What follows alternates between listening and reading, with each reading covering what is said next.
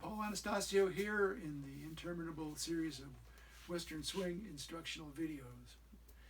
I'm going to talk about Bring It On Down to My House, Honey, which is a real old tune. And what I'm going to point out is once you know your notes that are in the chords, like if you know the G is root, third, fifth, root, third, fifth, root, once you know that, then E7 is, A7 is, all those notes are great. But what a lot of players do that really helps to spell out a chord progression for the listeners is they'll tend to focus on what are called guide tones. The guide tones are the thirds and the sevenths of the chord that's going on. So, for example, this goes from G to E7. There's the third. The guide tones are, the seventh is going to be used more when it's part of a seventh chord, a dominant seventh chord, like E7 and A7 and D7. The thing about the guide tones is that they're not going to sound right over the chord that they just finished playing. And they're not going to sound right over the next chord. But they are going to sound right and good over the chord of the moment. So let's run it, and I'll play. I'll do some solos that stress the guide tones, especially over those seventh chords. Okay, this is Bring It On Down to My House, Honey, in the key of good old G. 1, 2, 1, 2, 3, 4. Third. I'm going to play the thirds of each chord.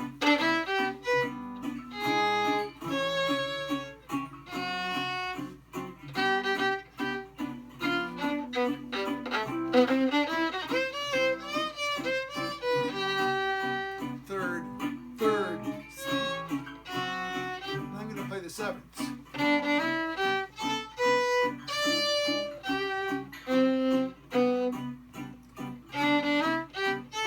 Flat seven, flat seven.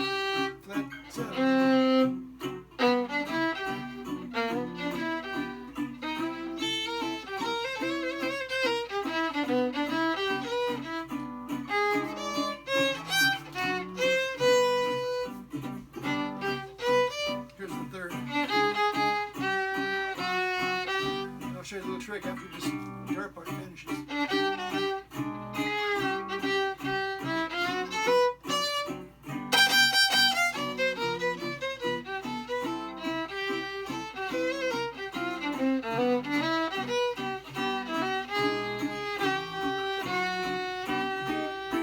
So what's interesting about that, what's really interesting about that is that if you look at it, and I'll try to get some diagrams that I can get to you, kind of like mandolin looking diagrams that really lay the fiddle fingerboard out in what I think is a really good way. I've covered that in some of my Fiddler magazine articles of late.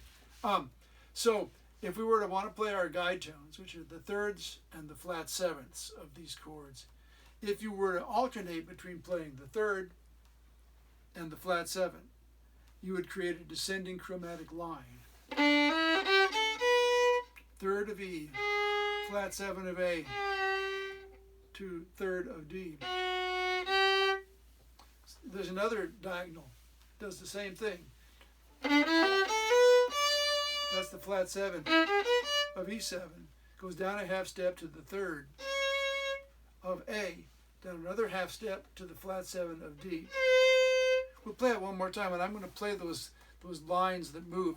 The lines are going to alternate between third scale degree, which is we know as a guide tone, along with the flat seven, and I'm going to pull down chromatically, and you'll hear from over the first line of this tune.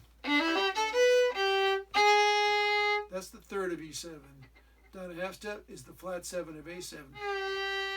Down another half tone is the third of D7. There's another line that does that up a little higher. Here's the flat seven of E7. Down a half step becomes the third of A. Down another half step becomes the flat seven of D, D7. So we'll play it, and you're going to hear me play these descending lines, and they're going to fit over every chord. We'll start by starting Okay, with this the is third. Bring It On Down to My House, Honey, in the key of good old G. 1, 2, 1, 2, 3, 4. Here's the third.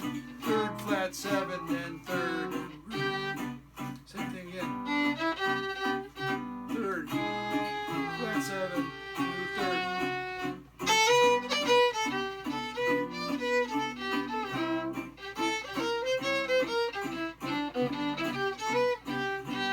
Third, flat 7, third, root. I'm going to use the other one.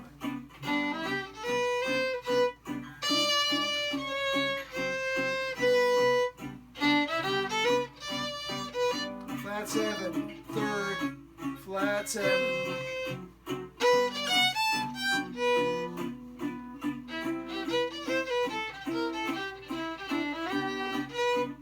Flat 7, third, flat 7.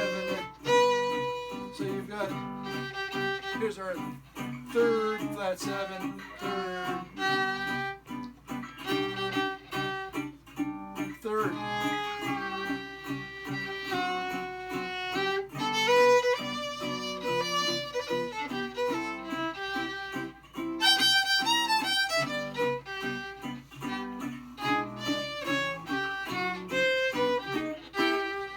So that's a nice little trick.